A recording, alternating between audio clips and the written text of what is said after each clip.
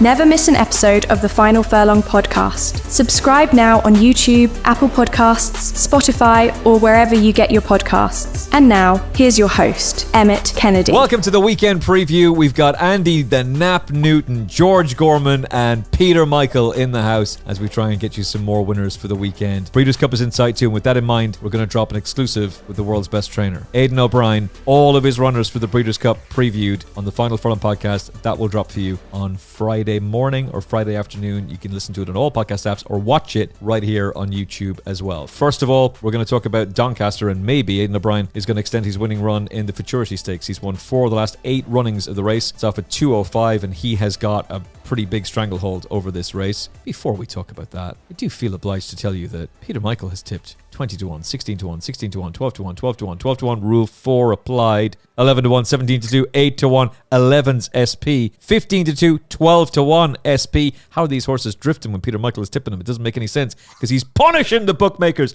11-2, 5-1 tip, wins it 9-1.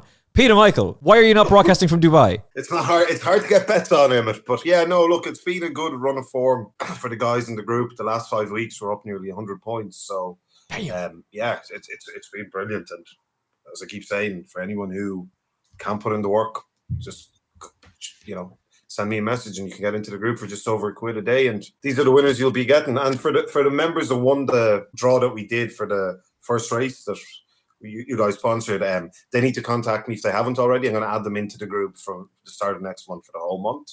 So just in case, I hope they don't think I've forgotten them. I haven't. But yeah, we're having a great run, and touchwood, may long it continue. And for all the listeners listening to the show or watching on YouTube, don't know what you're waiting for. Come on over and start making money. Outrageous scenes. And if you're in Ireland, sign up to 1xBet. 1xBet.ie, bet 10, get €30 in free bets. This episode powered by 1xBet. Gamble responsibly. 18 plus only. BeGambleAware.org. Terms and conditions apply as they always do in life. 1xBet knows the crack. Bet with your head, not above it. 1xBet.ie, the newest betting company, shaking up things in Ireland with loads of great offers, including bet 10, get €30 in free bets at 1xBet.ie. Check out 1xBet Ireland now. Benevento Chiellini, a horse who drifted during the week, is going to be ridden by Christoph Sumion, assuming that he and Hawk Mountain run. We've got 2 horses with very similar profiles. Both of them have won 3 times. They were both beaten on debut. They were both pretty decent in their maidens, and then they took a big step forward in Group 2 company. For Benvenuto Chiellini, it was the race on Irish Champions Weekend. For Hawk Mountain, it was the Bereford Stakes. Aidan O'Brien has used both of those races as a launch pad for horses that would go on to Group 1 wins, including in this specific race. And it's a race that Aidan O'Brien's got an incredible record in, 11 wins. Action is a really intriguing third string for Aidan O'Brien, and I'm not sure he is the third string. Wayne Lorden is on board. That would indicate he's second string. Fascinating running, George Gorman. How do you assess this race? And is it possible that Aidan O'Brien doesn't win it and somebody else does? For starters, it's interesting. We've got a Group 1 on English soil. We've got 2 English trained horses, both ridden by Irish jockeys. In fact, the only horse not ridden by an Irish jockey is the favourite, and he's French. So, fairly damning indictment of the English weighing room at this time that we can't manage to get one English jockey on one of these horses, and quite how much of the heavy lifting Ryan Moore is doing for the English weighing room at the moment. But interesting to see him field 3 runners. Will all 3 of them run? Not 100% sure. I think he might be more inclined to sort of go with 3 and just this sort of current thing with the jockey bookings of, well, whoever rode them last sort of thing, I think works much better when you haven't got a number 1 jockey to keep happy. You can just put the people on the horses that they know. Having said that, I'm not reading too much into the jockey bookings. I think Hawk Mountain is the horse to beat here. The fact that he, while unyielding to soft last time, isn't a small thing in terms of this race, where some of the others here have got their liking for this ground to prove. Big thing for me, I think Geryon, or Geryon, however you want to say it, is a real nice horse. And he absolutely smacked this horse on Hawk Mountain's debut by 3 3/4 lengths. Went in between to finish second to that nice horse, Constitution River. Geryon was beaten by him by 2 lengths. Hawk Mountain then came out the next time against Geryon, and I think it's a total 7-length turnaround with him, and actually beat him by further than Constitution River did. I think it's a really, really nice horse representing a bloodline that Coolmore have got a lot wrapped up in a minute. This Wootton Bassett out of the Galileo mare cross that has so far yielded Whirl, Alrifa, Marino, Charlie, serious contender, Puerto Rico, Jawila, Green Impact. Like you just look down and down the list. Italy, Dorset, like I said, Kansas, Warsaw. Like this is a bloodline that's going to carry this sport for a long, long time. I can see being one of those things where like 20% of modern racehorses can trace their line back to Wootton Bassett and Galileo in 50 years' time. But yeah, having said all that, and that cross does tend to handle softer ground. I think Hawk Mountain's the one you've got to be with here. Wootton Bassett, a Group 1 winning 2-year-old. Hydrangea, a dual Group 1 winner for Aidan O'Brien, and she handled soft ground as well. Stayed a mile 4. He's a really nice prospect, and I'd actually forgotten just how impressive he was in the Beresford Stakes, Andy. He pulled away. But then again, so did Benvenuto Chiellini. He was massively impressive in Irish Champions Weekend. Surprised he drifted as much as he did, but I really wasn't expecting, given the fact that there's 2 Group 1s in France, that these 3 horses were all going to be lining up here. We'll see between now and then. I'm really intrigued by Action, but any one of these 3 could win. Yeah, Action's going to put the Bo Echo, form on show here as well. And yeah, like you say, there was all flip-flopping favourites in the week, and based on now, we sort of thought that Benvenuto Chiellini wasn't going to go here, and then Hawk Mountain was even money or something, and now it's sort of gone back and it's sorted itself out based on the jockey bookings. With Christophe Soumillon on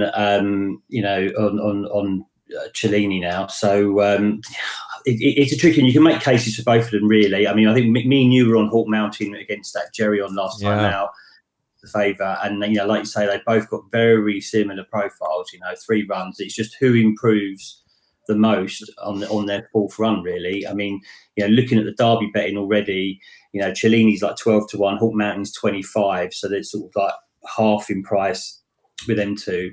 Obviously, this race has chucked out 6 Derby winners in the past as well, with Aidan responsible for the most recent with August Rodin, who took this, what was it, 2022 I think it was. So whatever happens here, the Derby market's going to be shaken up, and it's a bit of a Frankel sort of fest as well, isn't it? I mean, apart from Hawk Mountain, is Wootton Bassett. I think the other 3, it might even be top 4 actually.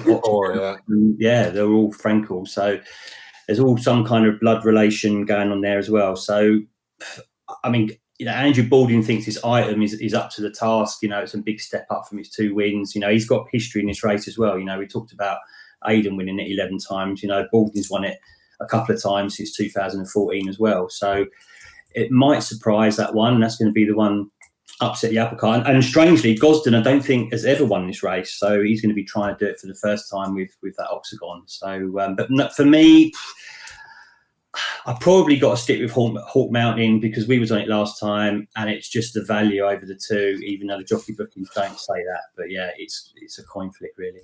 Yeah, I found this really difficult, and I nearly backed Action at 16-1 last night. I was telling the lads beforehand, and like a feckin' Aegis, I decided, I'll hold off. I don't know why. Obviously, he's 6-1 and there's only 2 places, so that's a little bit annoying. But the reason that this is such an intriguing race, Peter, is that as we're recording, you've got 3 horses who are impeccably bred, 2 Frankels, 1 Wootton Bassett. Benvenuto Chiellini is out of a dual Grade 1 winner, including a Breeders' Cup Juvenile Turf hero. Hawk Mountain is out of a dual Group 1 winner for Aidan O'Brien. And Action is out of a really speedy filly who was placed in the Queen Mary and is obviously a half-brother to the dual Derby winner Lambourne. So if he handles the ground, given the Bo Echo form, and we all regard that horse so highly, he's the one that I'd be interested in. I think you're interested in him too. Yeah, well, I mean, I'm just looking at this from the value perspective. I mean, it's very hard to fault any of the 3 in what they've done so far in their career. I mean, Benvenuto Chiellini has looked a very, very impressive horse in his 2 wins. Hawk Mountain has looked very impressive in his last 2 wins, and he's proven on the ground. The only thing I'll say about Hawk Mountain is I don't think his form is as good as it reads. I don't think Geryon handled that heavy. It was basically, they're calling it yielding to soft. It was probably softer than that. I don't think Geryon handled that at all, because I remember that race. You guys are on Hawk Mountain, as you said, and me and George, I think, were in Geryon, and the ground changed. It went from good to basically soft. And I just think Geryon couldn't move on it. Now, take nothing away from Hawk Mountain. He's gone. He's done his job. He's won the race nicely. He's proven he'll go on the ground. So he's got a lot of ticks for this race tomorrow on Saturday. Whether he's good enough, I don't know. That's the thing. Benvenuto Cellini, look, he could be anything. And I don't know if he's going to go on the ground. He's one yielding to soft. But my worry about this card in Doncaster on Saturday is it's probably going to be pretty tacky ground. It's going to be holding ground. And that can be different. If there's a bit of rain on the day, then they'll get through it, no problem. But if it's tacky ground, then, you just don't really know who's going to get through it. For me, Action is the value at 8-1. Whether he goes on the ground or not, I don't know. So that is a bit of a risk. But when he did win Galway, they were calling good to yielding. I was probably closer to yielding to soft, I'd say. There was a lot of rain around. I was there, I remember. A lot of rain on the day of the race. So I would hope that he would handle the ground. Again, as I said, it's going to be tacky. So even if you handle soft or heavy, doesn't mean you're going to get through this. If rain arrives on the day and Saturday, then it's a different story because it'll open up the ground again.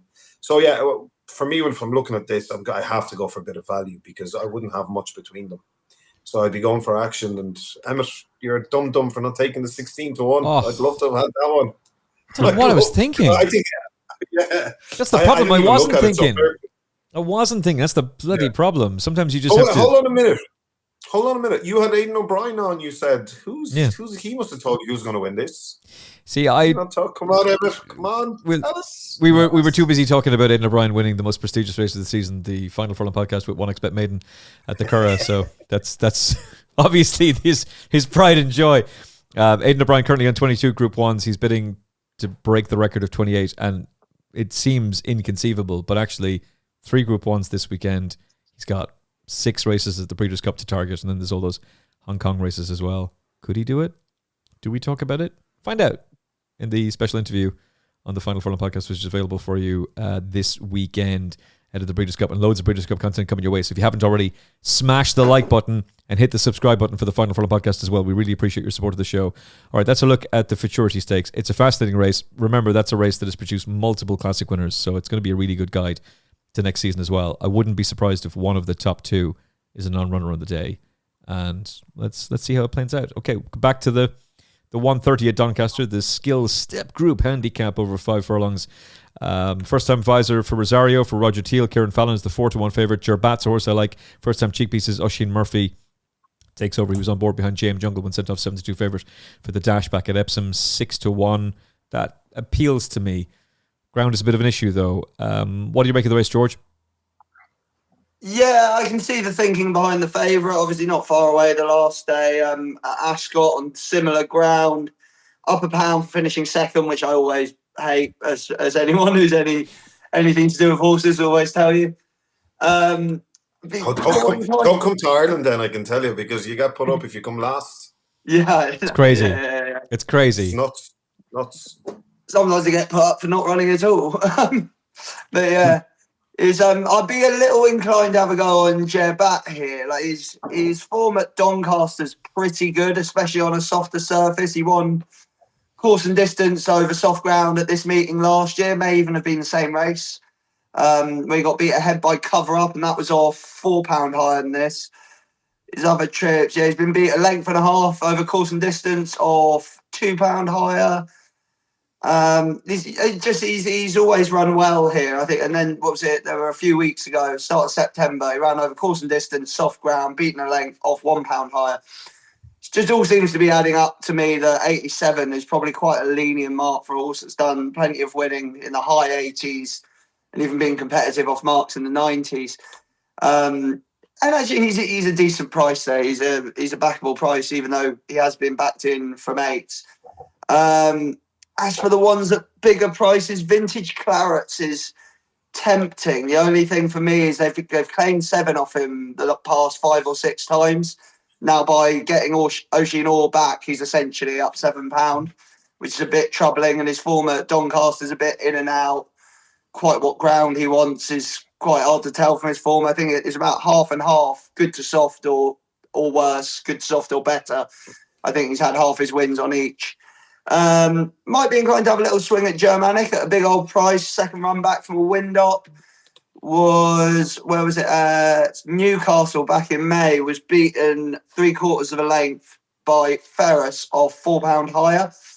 The wind up didn't seem to have done much first time back, but as we know, it can just be a case of waiting for that second run so they know they can breathe. And even more interestingly, had one run at Doncaster over 7 on soft ground a year ago, was beaten 3/4 of a length off £5 higher. So if you're going to take a swing at one at big price, Germanic second run back off a wind up might be the way to go. Liking that. Bat for me. I'm hoping the cheek pieces are going to unlock the improvement he needs. He's dropped 4 pounds in the handicap from when he was second in this race, only beaten ahead a year ago. So we know he goes well at the track. Oisin Murphy's back on board. £4 lower mark. First time cheek pieces. Hopefully, having reasonably held his form, actually. He's only been beaten half a length, and disappointing the last day and good ground, but this ground's going to suit him. I'm hoping he's going to come in for a bit of market support. About 6-1 is the price I'm currently seeing about Gerbat. I'll take a swing on him. Andy Newton for you. Yeah, look, I'm completely with you boys as well. Gerbat looks the obvious one. I mean, it'll be a shock really if it's not in the first 3. I mean, as it is a bit of a bronze medal sort of specialist at the moment. I think what's it, about 5 on the spin where it come third. But so, I do think that he, it looks the safest bet here. Got the best jockey in the race, like you say, £4 lower from last year, and he got chinned on the line. Donny form is decent as well, 4-2-3. Cheek pieces are on. Well handicapped, draw 5 looks all right. And yeah, I mean, Vintage Clarets was actually 10th in the race last year as well, and off the same mark. So it's it probably has a little bit to find, doesn't it? I think Vintage Clarets. So yeah, Gerbat, I think he can improve on last year and, take a step forward and end this run of 3s and hopefully get a 1. So yeah. Every time I think Vintage Clarets is going to win a race, I'm wrong. Every time I think he's going to need it, he wins. So maybe he's the one to bet on because I'm going to be taking him on. Now, the observant of you who are watching on YouTube, most of you listen to the podcast, and we really appreciate that. But those of you who are watching will have noticed me drinking, Ribena, water. And every now and again, you'll have seen a swig of a pint glass from the man who's about to join us with his winning bet for this race. Hopefully it's Gerbat. How's the beer taste, Peter, and who do you fancy? Lovely, actually. I'm going to grab another one in a minute. You bastard. Well, I'm thinking of getting a nice Chinese, so I like to have a pint or 2 before I have my dinner. So if anyone has any recommendations what to order, let me know. I'm looking for new dishes. Thai green curry. Yeah, I'm for Thai green curry. Oh, yeah. Right. Don't know about that. From Chinese? Not that, no. Just go Oriental. Right, okay. I'm not sure you can say Oriental anymore. Duck, then. You want to go with that? I don't very well know. I think we'll move away from this conversation. I'm going to go with Smart Vision here. Sorry, lads. There'll be no full house here. We had a clean sweep in the cards. No, 4 of a kind, actually, I should say. Yeah, look, again, I'm going to say to the viewers, I'm basing this, so we're going to be dealing with tacky ground, and if it's tacky, it's normally hard to make up a lot of ground, so I'll be looking for horses racing prominent. Now, it mightn't be the case. It mightn't be tacky. It might be ground that you're going to get through. Smart Vision goes on the ground. He's going to be prominent, and he's quite a consistent horse. I think he's ran 26 times. I'm just bringing him up here now. He's run 26 times, and he's been in the money 14 times. So that's very consistent for a horse of like a 4-year-old in the mid-80s. He should run his race. He'll go on the ground. He'll be prominent. And he's a juicy enough price. Now, it wouldn't be a big fancy in any way at all, but surely he has as good a chance as any in this race, and he shouldn't be a million miles away from placing on that basis alone from what I just said. So, yeah, I'll put up him each way, small stakes. Okay, one more race to tackle at Doncaster. It's the 240. We're going to look at the juveniles. It has been now confirmed it's heavy ground, at least as we're recording at Doncaster, so they're going to be going through this one. Spanish Waltz for Rafe Beckett is your favourite at 9-4. Lam Yai for Carl Burkhorst, I'm kind of intrigued by 5-2, but I was more intrigued when the price was bigger. And Ardius Invicta for Oisin Murphy is a 4-1 shot. George Gorman, who do you like? Yeah, I'm a bit disappointed by the turnout for this race. I was hoping there was going to be a bit of an each-way angle in here with Arduous Invicta, but it's sort of not worked out that way. Just thought he'd done very well. Got dropped done very well to get dropped £2 for actually a pretty good run behind Ardesia in listed race at Red Card the last day. And a horse, acts on the ground. But, 2 places, 13-2 isn't really my cup of tea. Sort of brings me back to Lamyai, really. While my computer loads a second. Only, look, gone up a hell of a lot, but improved massively on RPRs for the transfer to soft ground last time in the Group 3 at Ayr.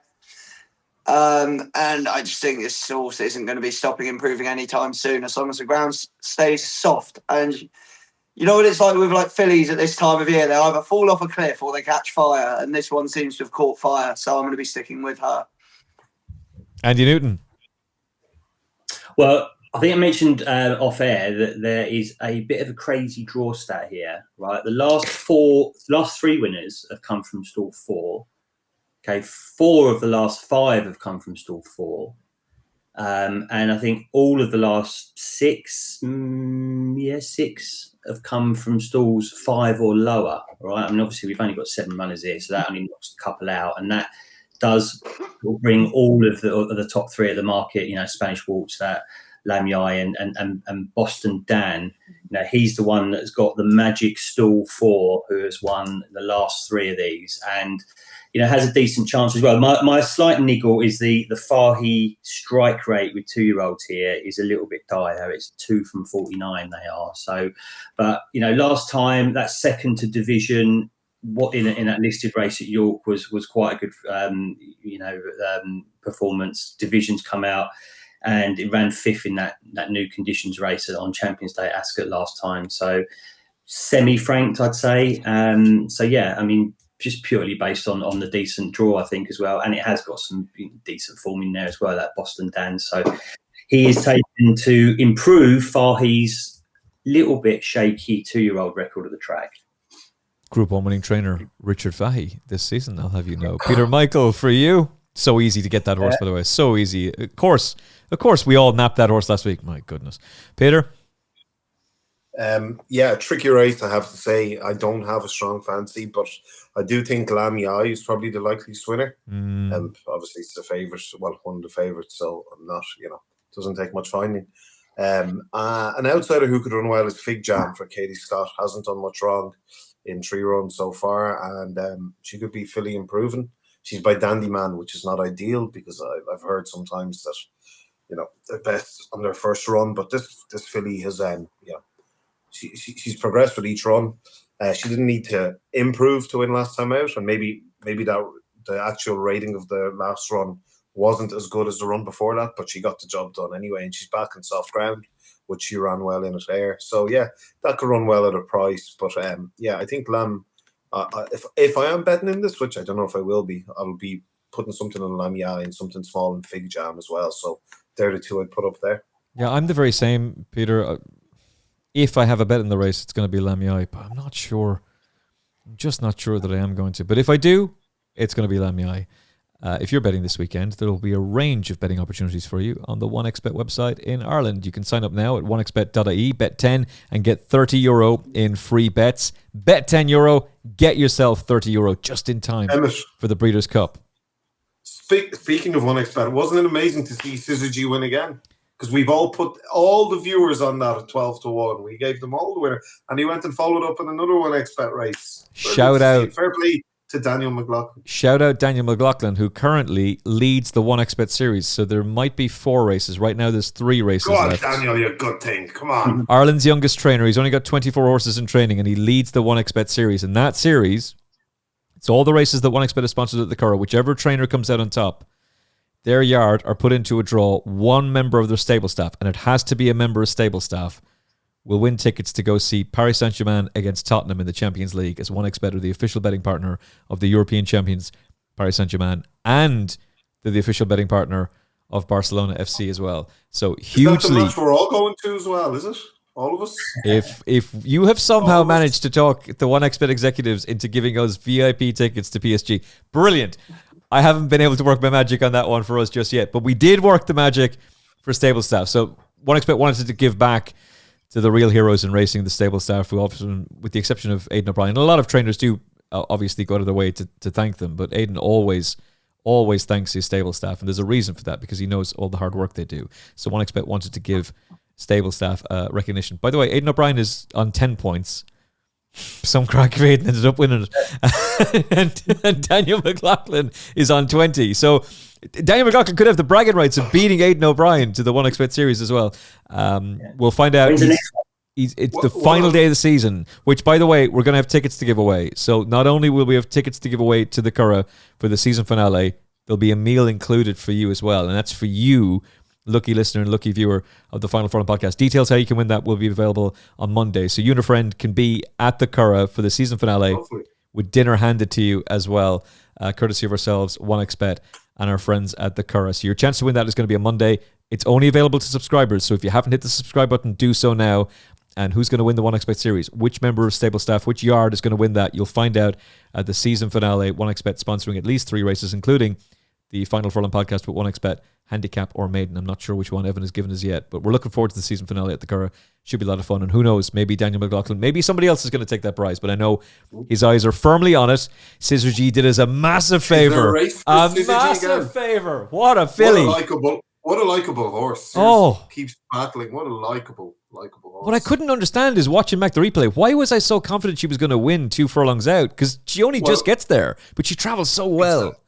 I knew she was going to improve for the 2 furlongs, and I tell you, there was some gamble on her late on. I tipped her up at 12-1, and she ended up 10-3.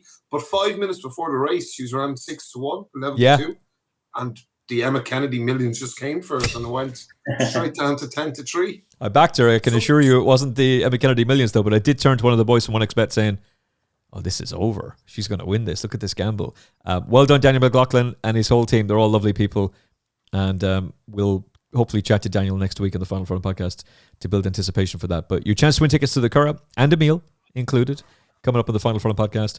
And if you're in the here and now, if you're in Ireland, you're looking for some betting action, plenty of opportunities on the OneXBet website. Sign up now, bet 10, get €30 in free bets at onexbet.ie. OneXBet knows the crack. Bet with your head, not above it. Terms and conditions apply. 18 plus only. BeGambleAware.org. If you're betting in Ireland, onexbet.ie is the way to go. All right, we're going to go to Newbury for 2 races. The first of them is the Group 3 Horris Hill Stakes, where Godolphin have got the favourite in Time to Turn. William Buick, Charlie Appleby. Charlie Appleby's horse is in tremendous form still. Pandemonium for Simon and Ed Crisford is unbeaten in 2 starts. Son Unknown and Never. James Doyle is booked for the first time, 11-4. And Stellar Sunrise for Andrew Balding and PJ McDonald. What an incredible season it's been for the Balding yard, 9-2. George Gorman, who do you like? Well, for starters, I've heard of some unsavoury bookmaking practices, but forcing people to go and watch Tottenham, like, Jesus, that's a different level. And dragging them to Paris to do it too. There's, I can't decide if it's a good thing or a bad thing. So at least they're going to get absolutely slapped if you do go there.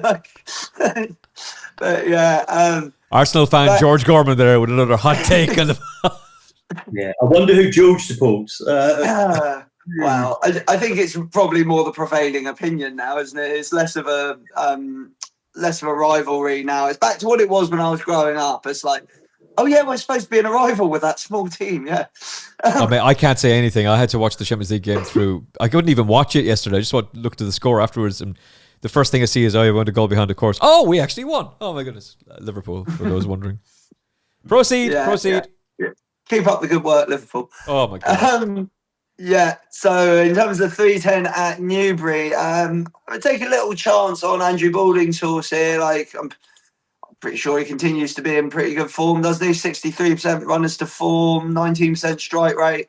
How he's keeping it up all the season through, I don't know. Like, how he's not managed to pick up a bug or anything at any point in the season. But Stellar Sunrise is sort of going through the ranks quite nicely, and the step up to 7 at York last time brought about a £7 improvement on RPRs. While on the face of it, Naval Light, who he beat in a Goodwood Maiden, didn't necessarily uphold the form by getting beaten as joint favourite at York next time. But he was stepping up in trip there, and actually he was in front a few strides before the line. So I think you can take a little bit from that, and you can take even more from the fact that this horse beat Command the Stars last time out, who then went to Crayon on his next start and won a listed event there. And then similarly, on the face of it, got beat a good way at St. Cloud in a Group 3, but that was stepping up to a mile 2. And again, like made a good fist of it before just not getting home. So sort of, while both of them have been beaten subsequently, they're both stepping up in trip. And I think this form's actually worth a good bit more than it looks on the surface.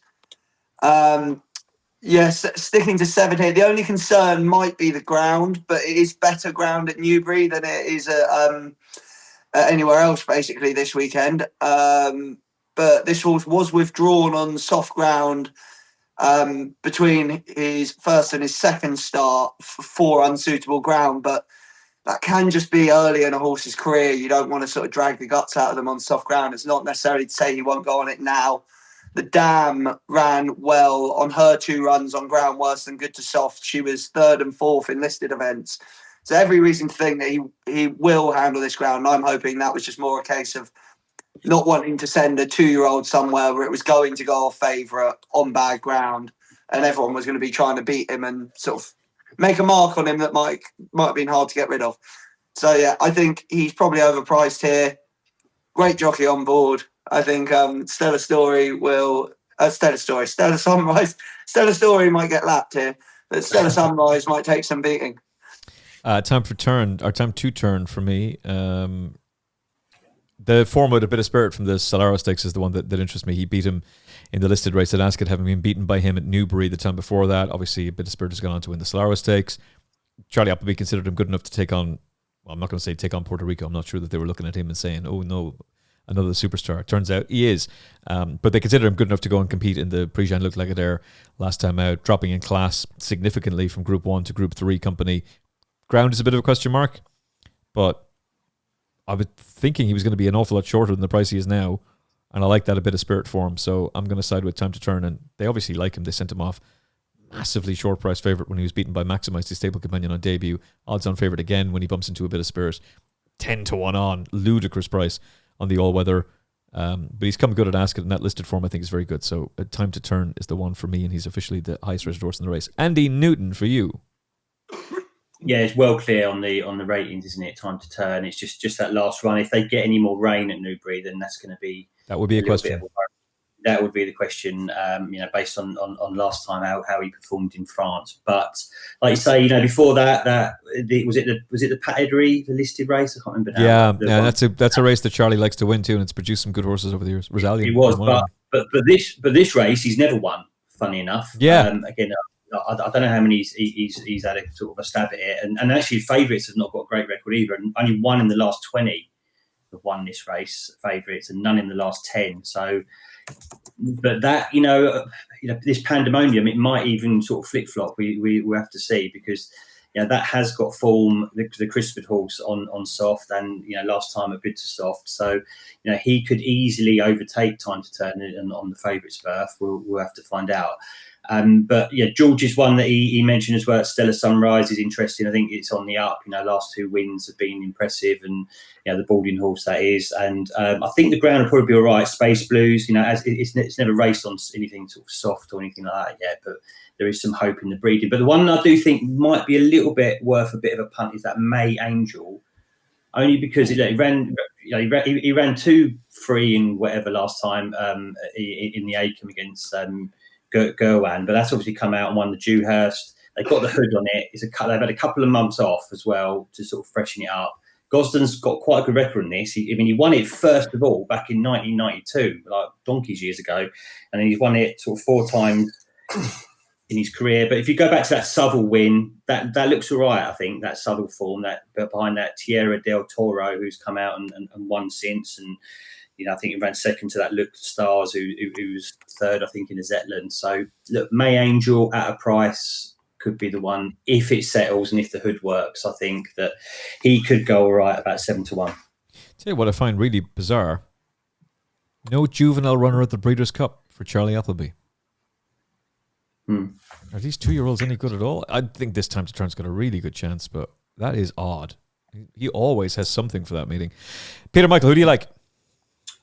A bit like yourself, Emmet. I fancy Time to Turn, but if the ground is proper soft, which it could be, Racing Post Office is good soft, but the BHA are calling it soft. So obviously it's soft ground, but there's not much rain forecast between now and Saturday. But at this time of the year, I don't think it'll dry out as quick. Time to run is the horse to beat, but it all depends. I mean, maybe there was another excuse. Maybe it wasn't soft ground, because I think there's like Dark Angels normally do like a dig in the ground. So I'm a bit lost about him in relation to what ground he likes. But obviously, you can't be confident if it is soft ground because he's only ran on it once and he was disappointing. If there's good in description, I'd say he's probably the one to beat. If it is proper soft ground, well, it just, he could still win if there was an excuse from the last time. I don't know if there is.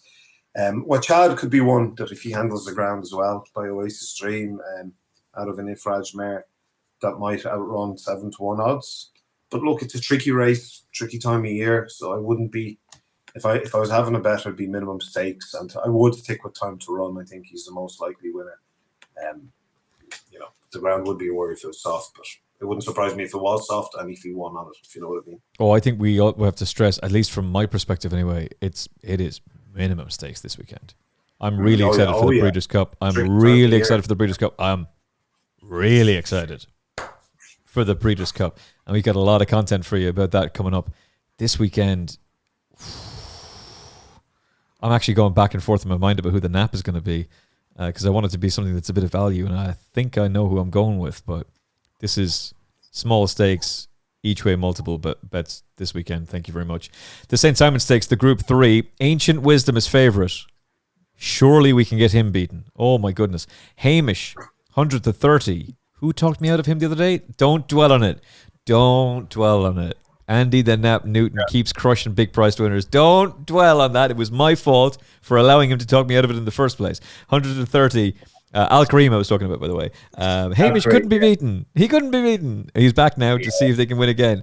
And a very interesting runner for Rafe Beckett, who's won the last 2 runnings of this race with Max Vega. This time he runs Stars in Their Eyes, who's eligible to improve in his second run off a layoff. He's 13 to 2.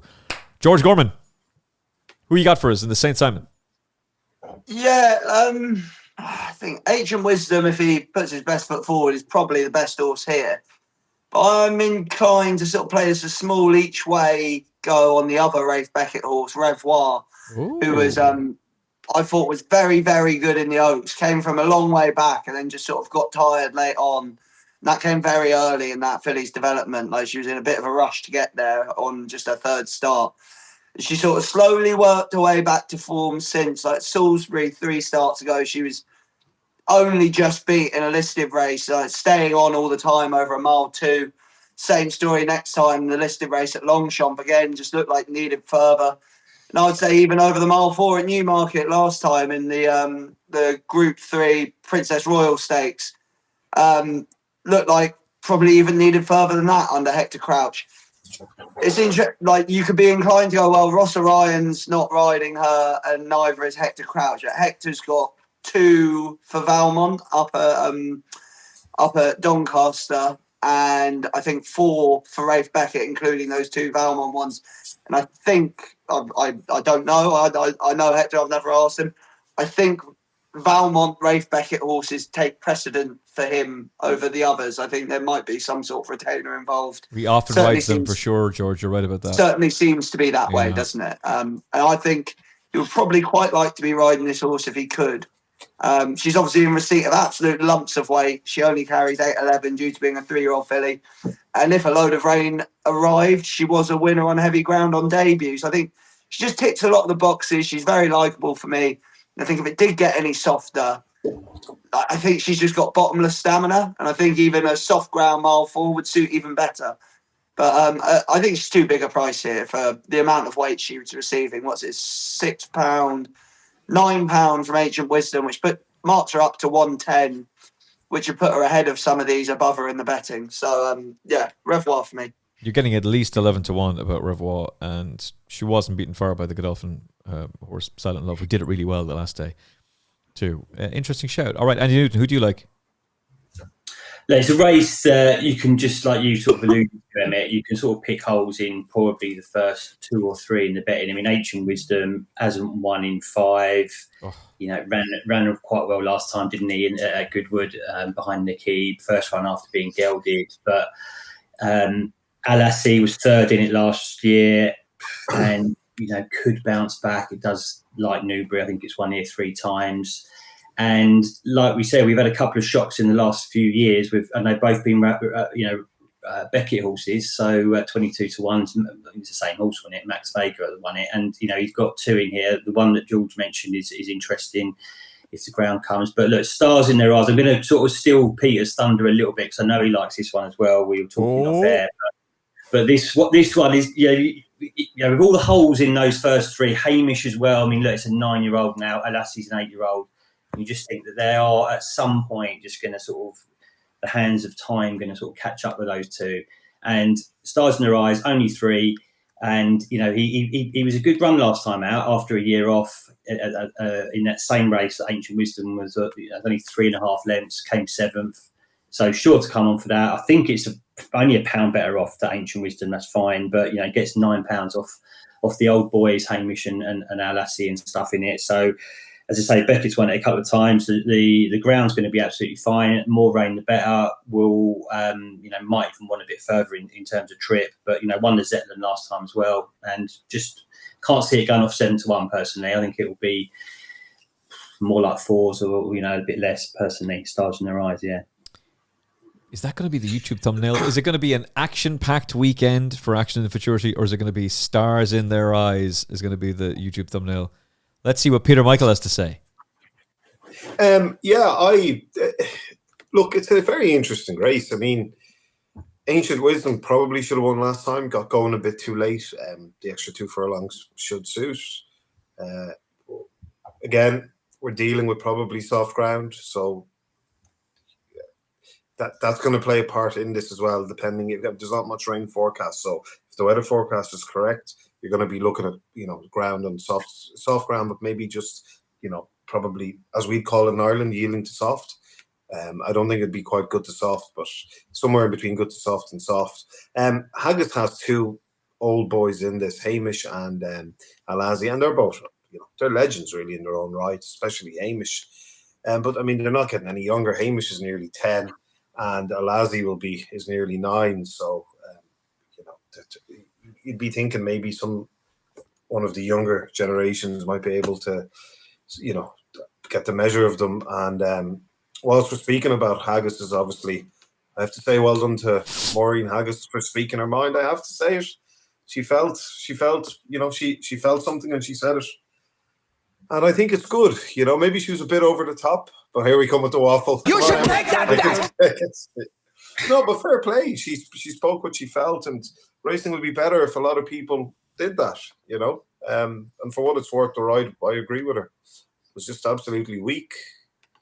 Anyway, back onto this race. Ladies and gentlemen, our special guest, Zach Purton, joins us now. Well, if you can get Maureen on as well, that'd be brilliant. Oh, I'd love it. Brilliant. Can Niamh set that up, actually? Can Niamh just book Maureen Haggis and Zach Burton, but not tell them they're coming on together? Oh, that would be brilliant. Yeah, look, I'm going to put up stars in their eyes here. This is a horse I like. I've been waiting for him to make his reappearance, but obviously, well, not obviously, but I presume there was an injury somewhere down the line. I remember Ralph Beckett saying before the race in Goodwood that this horse is being aimed at this race on Saturday. And I'm guessing the horse is probably only about 80% fit. The 10 furlongs is always going to be too short for him. He's going to relish this extra 2 furlongs. In fact, I'm a bit worried he mightn't even have the speed over this extra 2 furlongs. I think he's a 1.6 mile horse, possibly 2 miles horse by the way he races. But let me see him first at 1.4 miles and then 1.6 miles before we get that far. If by any chance there's more rain, the better for him. The softer it is, the better he'd relish it. Hamish, I don't know what to expect. I mean, he was impressive enough in Chester, and then I was disappointed with him at Ascot. Alassi will probably run his race as well. But look, I think the Ancient Wisdom form and Stars and Eyes form will come to the fore. and I think there's a good chance that they'll finish, very, very close together. So because of that, I'll have to go for Stars in Their Eyes. I think he's value. And if he doesn't bounce from that run, which I don't think he will, because he's specifically been trained for this race, he'll surely have a good each way chance. The only thing I'm worried about is, apart from Ancient Wisdom, there's not really a confirmed front runner there. And even Ancient Wisdom is not a confirmed front runner. He likes to go forward. And if he does, William will probably try and slow them down. So it could become a bit messy and tactical. And that probably won't suit us, even though we're going up in trip. He'd want a proper test of stamina. But in saying all that, I will definitely be taking my chances each way with Stars in Their Eyes. And yeah, I'd like to see him hopefully win this and progress next year. I concur. A big fan of this horse. I think step up and trip, ground, eligible to improve, second start of a layoff. Much preferring to Ancient Wisdom, has to give him weight as well. Let's go, basically. Gentlemen, there's some races at Cheltenham that we want to get stuck into. By the way, Andy the Nap Newton. I have a funny feeling I know who Andy's going to be napping for the weekend preview. We might just all tag in behind you there, Andy. We might just do that, but that was very well said by both boys. There's a lot to talk about at Cheltenham, and I think what we're going to do, boys, is we're just going to combine it all together and let's figure out who likes who, because I think Friday's card is better than Saturday's card, but maybe that's a controversial hot take. I don't know. Okay, Andy, at Cheltenham, who floats your boat? Yeah, well, I'm off there actually. I'm early start tomorrow, so I'm there both days. So I think you're right. I think the Friday card might be a little bit better. But shout out Andy Newton. Enjoy the Jockey Club's hospitality. Yeah, if only. It's going to be messy. There's about 12 of us going on some birthday thing. So anyway, good man. But yeah, enjoy it. Have a great day. And look, the first race is a horse called Newton Tornado. The 150, 110 on Saturday, so we're going to be all over that one, and it's got a chance as well. This horse, I think, so that's probably one for the radar. I like Double Powerful in that first one as well, so those two will probably be on some kind of like reverse forecast. The 145, I think the Gordon Elliott horse there will probably be the one to beat, but it's probably worth mentioning the John McConnell horse as well, that Manila Supreme, I think it's called, because they have won 3 of the last 5 runnings of the 145 at Cheltenham. That Manila Supreme is one on your radar as well. Then we're on to the big sort of handicap over 3 miles, 1 furlong. Highland's probably a horse to mention. It's going for its 3rd win at this meeting. It's won over hurdles, and it won a novice chase, I think, last year here. Ground, probably wouldn't want it too much softer. It's also got Henry de Bromhead's horse in there. I think he's won the last 2 of this, maybe, and he's got the short go. I think it was 2nd last year in this as well. So that's one for the radar. But I think you might have mentioned this one as well. Emmet Transmission, yes, distance winner, ran all right in the National Hunt race, didn't it? Over further, so we know it's going to stay. Likes this time of year. I think it won at the November meeting or the December meeting earlier last year. So Transmission's probably the call there. I think Long Draw could go all right in the next one with Mr. Sean Bowen, who can do no wrong at the moment. He's on about 120 winners or something stupid already. Then we got the 330 Gary Moore's horse, which George will tell us a lot more about. It looks a bit of a shoe-in. That Give It To Me OJ in good form on the flat. Won a couple of Epsom, didn't it? So that should be hard to beat in the 330. Then the 405. This could be interesting, this one. In terms of best bets coming up, I do like Intense Approach. One at this meeting over hurdles last year. It's another one for John McConnell, course winner. One at Galway, I think, on Chase debut last time, and was gutsy if you watch that race back. And this surely would have been a target, about 3 months off. And the bumper, nothing. I'm not even looked at that, to be fair. So I'll be in the bar at that point. I thought you were going to go through the card there. I thought so too. Come on, you have to give us one for the. To be honest, I've not looked at the bumper, so this is a man that had 11 winning naps in a row. Come on, Andy, you can't let us down now. I think, in a nutshell, I think Transmission and Intense Approach are the 2 that I think are the best bets of the day at Cheltenham. I'm loving that. I'm with you on Transmission. He's definitely going to be going into some sort of scumbag each way multiple. Okay, George Gorman, you've been studying Cheltenham hard. You've worked out all of the data. You've got all the form for us. Who do you agree with Andy on? Who do you like? Jeez, yeah, that's a big introduction, isn't it? Well, we start off again back at the beginning. The 110. I've got Inox Alain down there, who was last seen making a not sort of a chasing debut, but his original chasing debut was in November. Then he went back hurdling.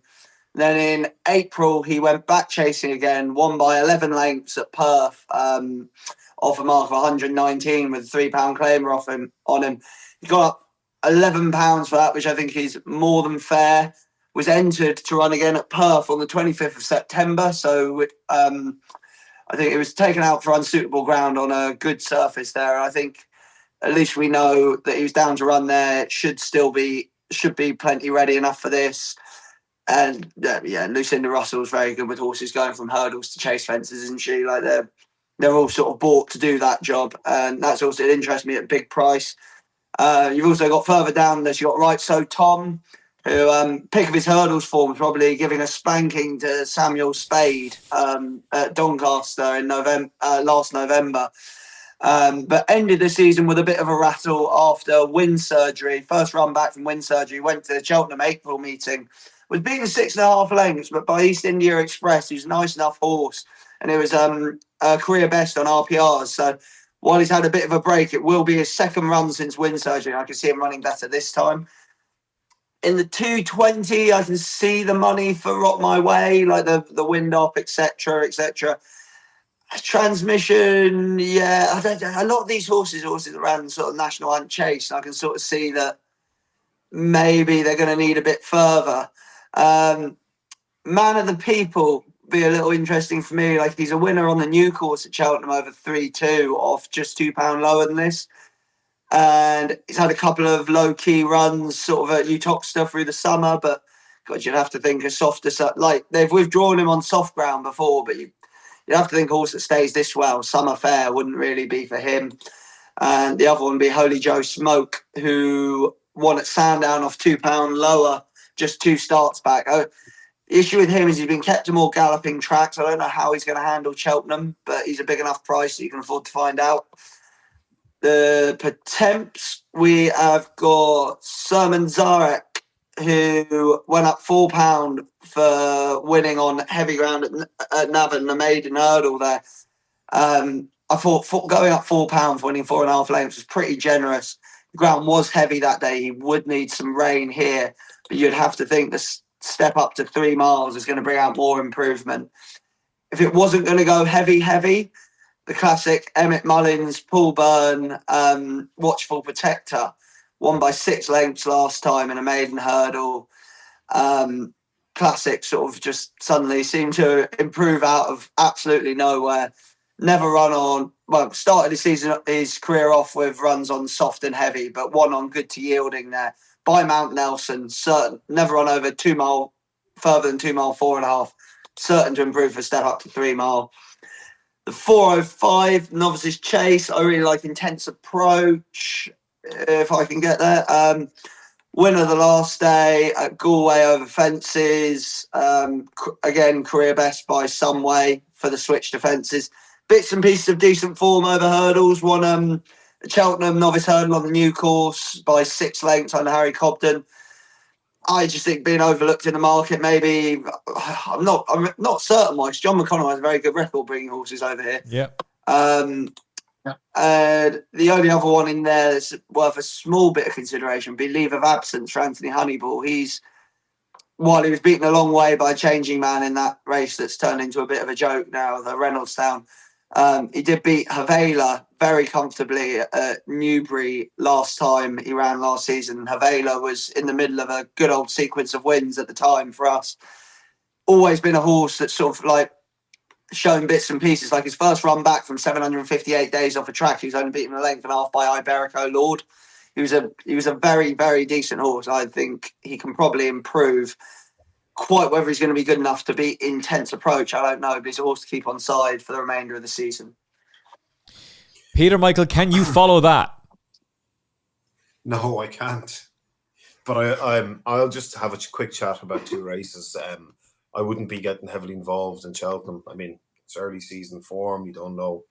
Some horses are coming out first run of the season. We don't know what level of fitness they are. Obviously, you can use trainers' form as a guide. But starting off with the 110, yeah, I think that's a very interesting race. Neil Mulholland has a couple in it that I like, but look, you could give a chance to many of them. My brother actually has a share in one of the Pimlico horses, Zurich, that Henry trains in this, so hopefully that could win for him. Best of luck to him. That'd be nice. Yeah, it's only a small share, but hopefully, that'd be nice. But Paul McKeown took a few horses from Ireland. He's the owner of Scorsese. He took a few horses from Ireland. I think it was the start of last year. And these were horses I had my eye on. And put it to you like this, I thought they were quite well handicapped in Ireland. And he brought them over to the UK. And Scorsese, for example, was brought over to the UK with a rating of 115. And I thought he was well in off that. He got that rating down to 90. And don't ask me how the fuck that horse lost in Exeter, but he lost. Don't ask me how. I think I tipped him up around 20-1 or something. I was kind of hoping that would be the day they'd be going for it, and he lost. I don't know how. And he's shown after that in his next two runs what I know he can do. Now, look, he's going from hurdles to fences. He's gone up in the ratings. He's still throwing in off 116. There's no way that's his limit. He's an absolute blot off that mark. I don't know what the plan is with this horse. I don't know if it's just, let him run and then he'll improve for the run. He doesn't have his blinkers on that he's won his 2 races with. He's back to cheap pieces, so I don't know. But he's a horse to keep an eye on this season. He'll be winning more races off 116. Now, if tomorrow is the plan for him to, if the cheek pieces work as well as the blinkers and if he jumps well, he'll go close. But look, it's impossible for me to advise because I don't know, first one of the season. Darcy's Friend was a horse that landed a massive touch for, I think it was Leopardstown. Hold on, where's he gone? For Emmet Mullins at Leopardstown, 2nd of March. I think he was back from 20s into odds on, and he got a great ride, and he just won by a length and a half.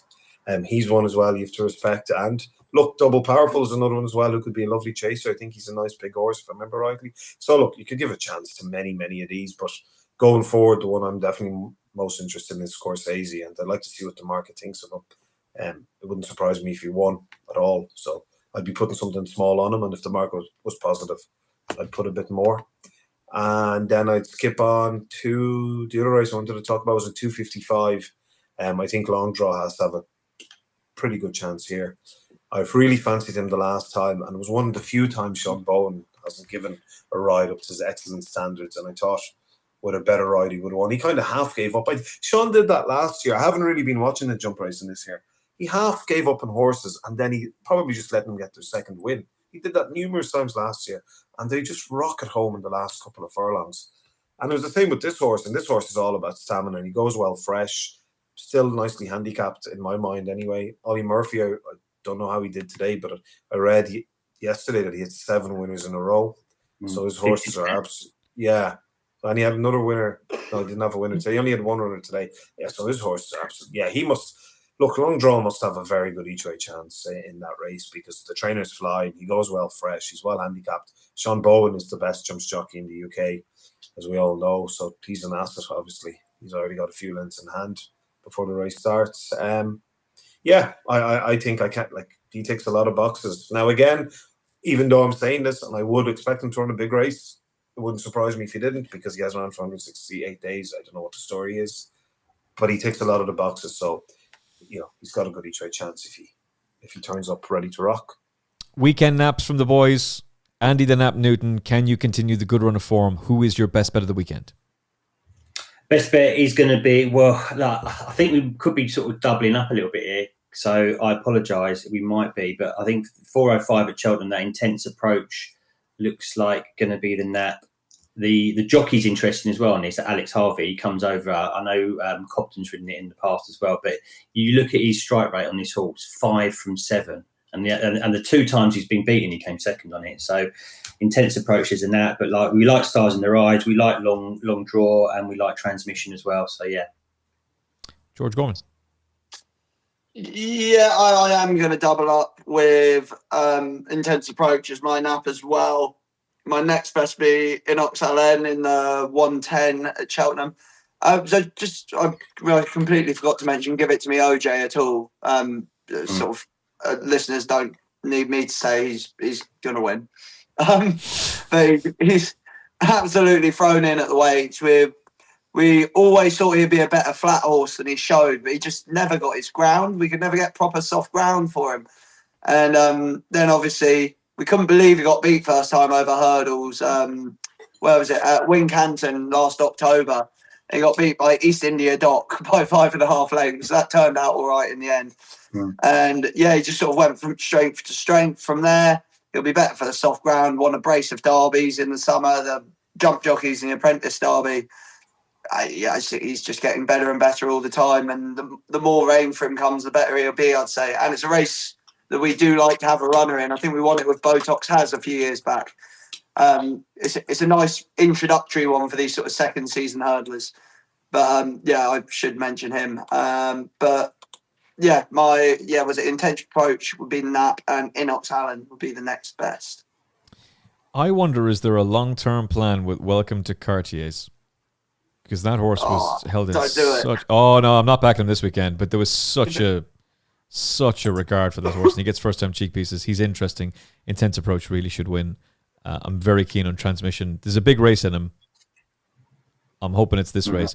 If the rain continues to fall, and if it gets proper soft ground at Cheltenham, back me or sack me. The problem is he's already been backed 16-1 and 17-2, and Sean Bone is a really interesting jockey booking from McMullins, but I think he needs it a bog, like a proper bog. So Transmission is the one I'll go with because we liked him for quite a while. Stars in the Rise. The boys have made a very good case. I don't need to repeat that. I really like Time to Turn, and I think that Gerbat is play spot banker material, as Andy Newton said earlier on, so I'm very keen on him. And of the 3 Aidan O'Brien horses, Lambourne's brother, the bigger priced one, the Bow Echo form line, Action. And he's probably the NAPS for me. Value. I think he's cracking value. Yeah, this is the man that just spoke to Aidan O'Brien, guys. This is the man that just spoke to Aidan O'Brien. And you can hear from Aidan O'Brien too, right here on the Final Furlong podcast. Make sure you hit the subscribe button so you never miss an episode, and smash a like on this episode. And if you haven't already, onexbet.ie. If you're frustrated with your bookmaker, if you're looking for something new in Ireland, check out onexbet.ie. Bet 10, get €30 in free bets. Gamble responsibly. There's also the lost refund bet. You get a free bet back on certain losing wagers. Terms and conditions are available on the OneXBet website. You got to be over 18 to take part. The terms and conditions apply. It's for Ireland only. onexbet.ie to find out more. Good crack, great odds. That's OneXBet. Terms and conditions apply. Gamble responsibly. onexbet.ie for more information. Peter Michael, your nap, sir. I'm going to put up each way stars in their eyes in the 345 in Newbury. I'd like to see, even though it's not forecast, I'd like to see the more rain, the better, and I'd like to see fast pace. Unfortunately, we probably won't get more rain. We could get a fast pace, but I'd probably edge to the side of it being an even pace at best. I'll put him up each way and hope for a miracle that, that they fly and there's more rain, because both will enhance his chances. And I've kind of talked myself into long draws and next best, but look, it's a per temps qualifier, so you just don't know what's going on in these races. But the trainer's absolutely flying, the jockey's on cloud 9, the horse is consistent, he loves the track. So if he shouldn't be far away. He ticks a lot of boxes, I said. So I'll go with those 2 lads. But there's a good few others I'm looking at. I haven't put in the work yet, obviously, because it's not for another 2 days. So if anyone else is interested in getting my opinions on other races we don't cover, because I'm only speaking about ones we cover, hit me up on X or Facebook, and I'll give you the information and start to make your bet and pay. That's it. At Peter Michael Racing on X, at George F. Gorman on X, at Newt's Daily Lays on X, at Radio Emmet on X, on the tweet machine. Thank you for watching. Thank you for listening. Aidan O'Brien special coming your way. Breeders' Cup special coming your way. Curragh competition. You and a friend potentially winning tickets to the Curragh and a nice dinner as well. It might even be more than you and a friend. It might be, I don't want to say too much about it. It's good competition. That's for you on Monday. And more previews coming your way, including top class Breeders' Cup special.